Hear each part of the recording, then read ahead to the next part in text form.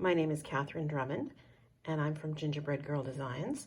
And this video is a demonstration of a stitch called a Clover Walneto.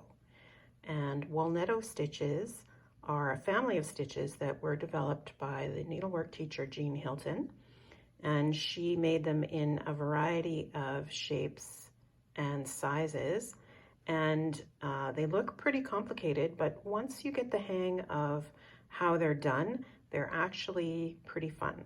So take a screenshot of this stitch diagram so you can follow along, and let's get started. So we're going to follow our stitch diagram and come up at 1. And 2 is 13 fabric threads over and 13 fabric threads up from 1. 1, 2, 3,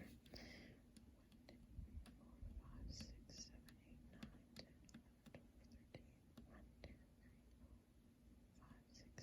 8, 9, 10, 11, 12, 13. And it pays to be careful with these first 4 stitches of a Walneto stitch because these set the whole stitch. Everything else is based on this. So you want to make sure that you get these right. 3 is 2 canvas threads down. And then 4 is 13 up and 13 to the left from 3. So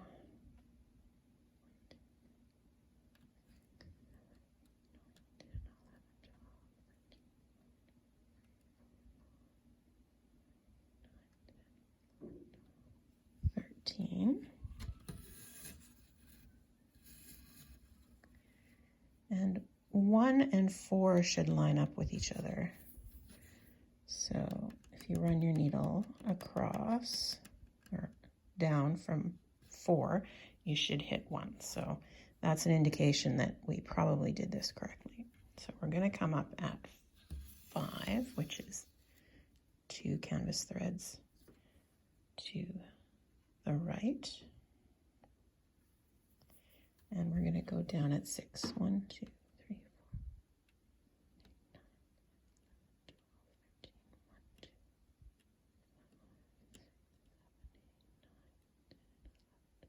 13.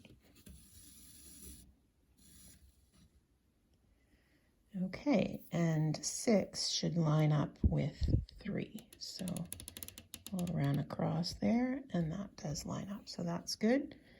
And we'll come up at 7 and go down at 8. And that's one layer of the Walneto. A Walneto is stitched in layers of 4 stitches, and you can use different threads for the different layers if you want. To give a different effect, or you can use the same thread for the whole thing. And I'm going to use the same thread for the whole thing, but you can play around with different threads to see what you like to get different effects. Okay, I just adjusted my canvas so that we could get a better shot here. So we're going to come up at 9.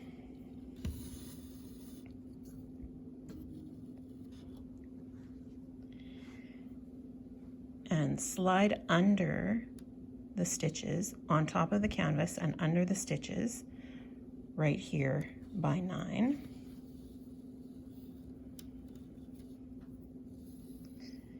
And then go over the stitches over here to 10.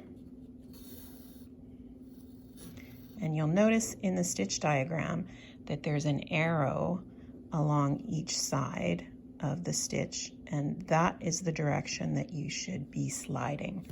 So we're going to come up at 11 and slide under these stitches at 11. And you'll see that I have a really long thread here, and the reason for that is that there are a lot of legs to this stitch. So I cut my thread extra long. But you can always start and stop a thread as you're making a stitch if that works better for you. You should always do what works better for you. as long as it works for the stitch as well. So up at 13 and under these stitches, but on top of the canvas. And pull that all the way through and down at 14.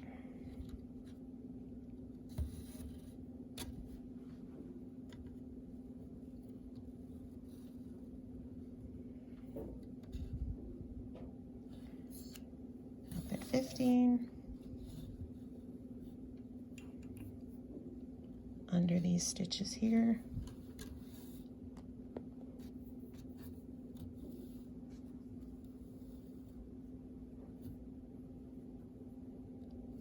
And down at 16.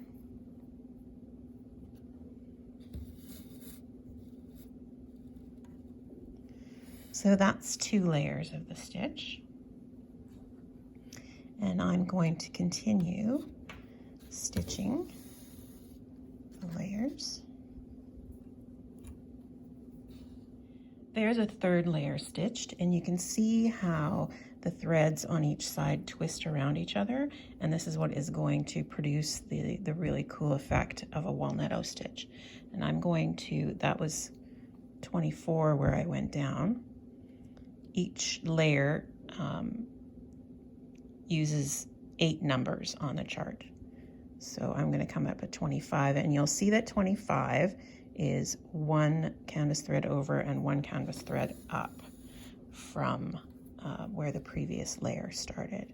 And I'm just going to continue stitching more layers. In the same way.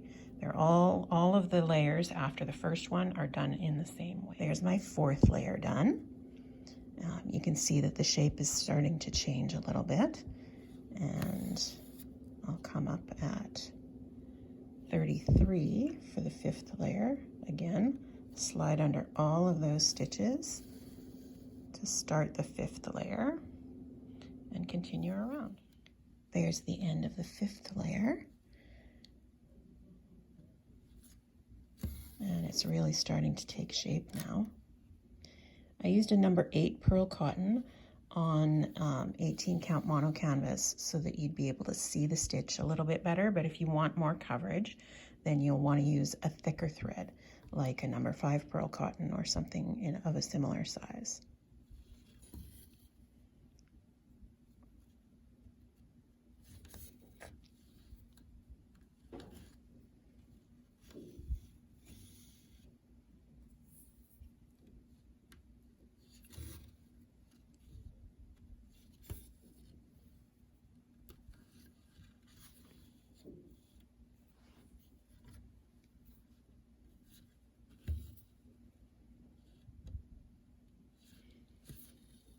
That's the 6th layer done, just about.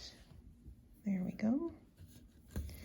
And we have 2 more layers left.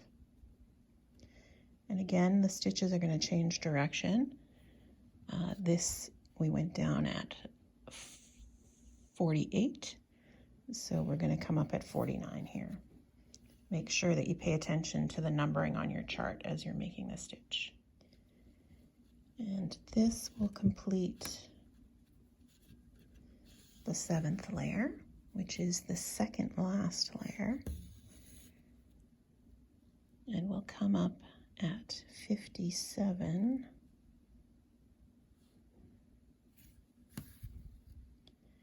To start the last layer, the 8th layer. So slide under and go down at 58, 59, slide under, and you're sliding under all of these stitches on that side.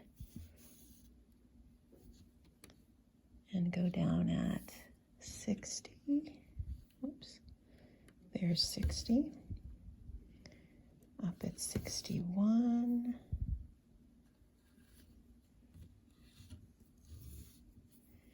and down at 62, almost there, up at at 63 under all of these stitches on that side.